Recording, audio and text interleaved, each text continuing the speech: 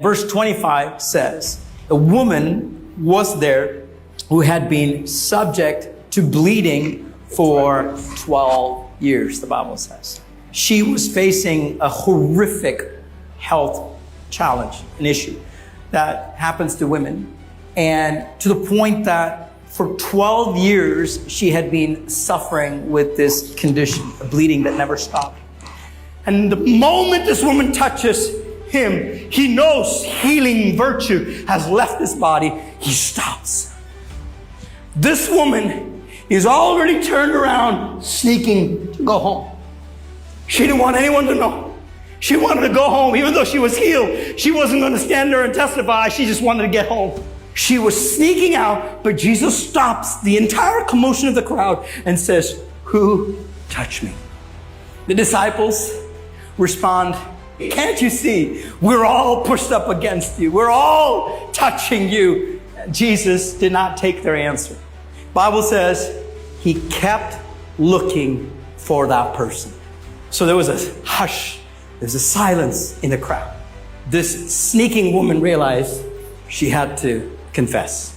She had to come clean with what happened. She turns around, comes to Jesus, falls at his feet.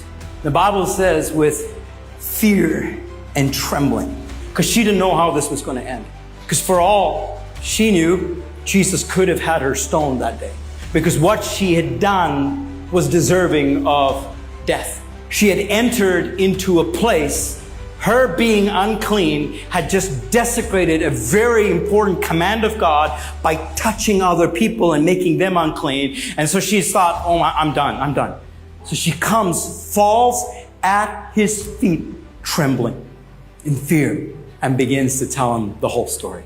She says to him, "Jesus, for 12 years, no one has been able to help me find a cure. But when I heard about you, I said in my heart, all I have to do is touch your garments. I will be healed, Jesus."